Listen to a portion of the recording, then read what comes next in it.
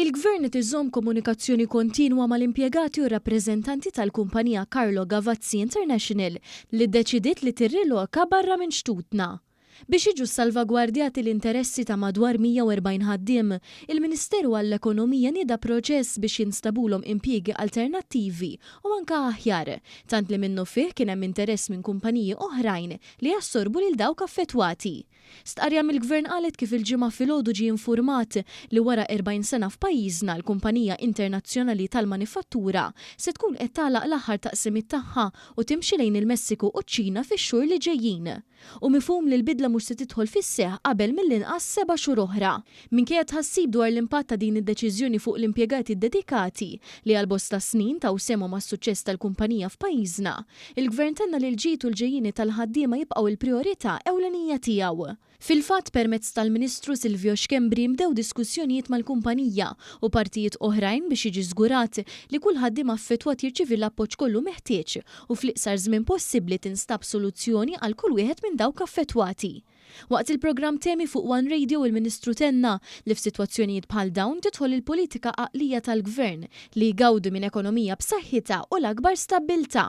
Immedjatament kif ħarġet l-aħbar, ġejt ikkuntattjat minn diversi kumpaniji diġà li ovvjament informawni li dawn għandhom bżonn ħaddiema wkoll bl-istess skills li għandhom ħaddiema ta' Carlo Gavazzi sabiex dawn ikunu jistgħu jimpjegawhom direttament magħhom. Gvern huwa impenjat totalment sabiex mhux biss nassiguraw impjieg alternattiv imma anke taħriġ neċessarju sabiex hekk jista' jkun ikollhom impjieg aħjar mhux impjieg alternattiv biss. U dik hija l-weda li qed nagħmel bħala Ministru bħala Gvern li fil-fatt immedjatament diġà bdejna ħidma fuqha u konvintissimu li ovvjament ħajkun qed jirnexxielna li naslu għar-riżultat li nixtiequ. Fi stqarrija l-kumpanija qalet li minkejja d-deċiżjoni tagħha trid turi l-apprezzament profond tal-20 ta' snin ta' kollaborazzjoni mal-Gvern Malti u d-dedikazzjoni tal-ħaddiema lokali tiegħu.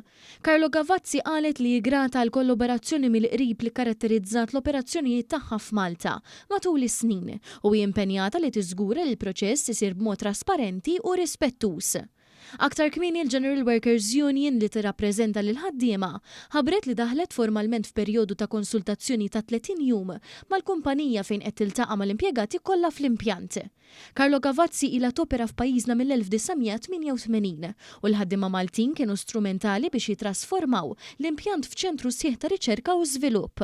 B'reazzjoni għan-narrattiva negattiva tal-Partit Nazzjonalista li minnu fih instiga li l-Gvern falla fl-ekonomija u l-manifattura, il-Partit Laburista tenna li l-ħaddiema Maltin u Għawċin jafu li llum għandhom serħan il-moħħ fit-tmexxija ekonomika ta' pajjiżna.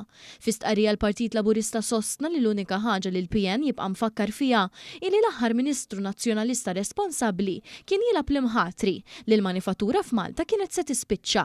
Illum il-fatti huma ċari li taħt Gvern Laburista in-numru ta' ħaddiema full-time fil-manufattura żdied bi 30% minn 20,000 fil-2012 għal 26,000 fil-lum.